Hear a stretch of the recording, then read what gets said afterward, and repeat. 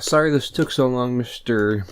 Douglas Harris, but honestly, even after seeing it like a week already, a week ago, I'm still not really too sure what to say it other than something that can just be summarized already on the Wikipedia page, or that 100 years of people now and film watchers couldn't have already said about it. D.W. Griffith's Intolerance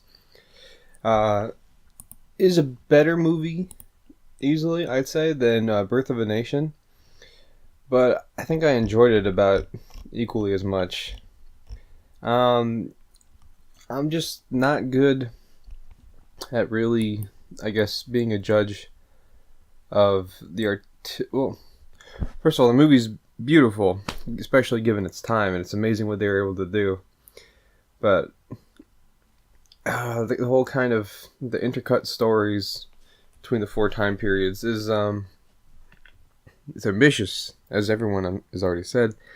It's great. It's not as focused on something as dirty as racism like Birth of a Nation is, even though he didn't really make it, as noted, because he was trying to be nice and appealing to love of all people and races. It was people being intolerant of him after making KKK the movie, which deservedly, even back then, I guess he got backlash for.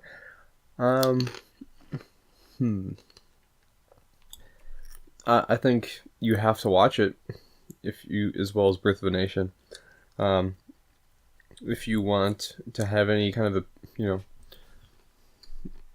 opinion on film that can be respected. I'm just not good with the silent movies. I'm not so much the silent movies, but the ones from the tens, of which there are a number, in the early 20s. I just feel like I get it, and that pacing really hadn't been really discovered yet at that point, given that it was so wrapped up in the novelty and the ambition. I want to make this 20-hour epic, blah blah blah. Same thing with like Greed by Stroheim or whatever. Although this was nowhere near that long, or I can't remember exactly how long it is with all the footage they lost, but 3 hours, it's pretty good. It's not like it's so long, it's like, oh, I can't sit through this possibly in one day, like fucking Redditors marathoning Harry Potter, or someone finding the uncut version of Das Boot for the first time.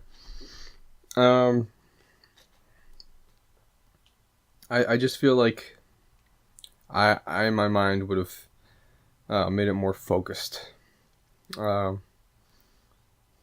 more quick. I feel like people get the idea, but I can understand why they didn't make it that way, because it's it's fucking 1916, and you want to do everything you can, and they never did it before. So I don't know. I give it, on an enjoyment value for someone living in today's day and age that's used to the stuff that comes out now, I give it like a 7 out of 10.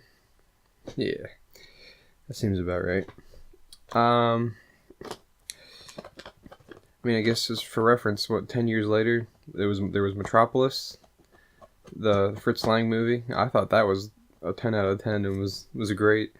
So I'm not like your movie sucks, the fucking furry who can't stand watching movies before the friggin' 80s or something because, it just wasn't as good for so-and-so reason. I've seen a number of Keaton and Chaplin stuff too, which goes back to, I think a couple of them are about the same time as Intolerance came out. Some of the real early ones, and those are interesting. Those are good. They're also a lot shorter, but those are good too.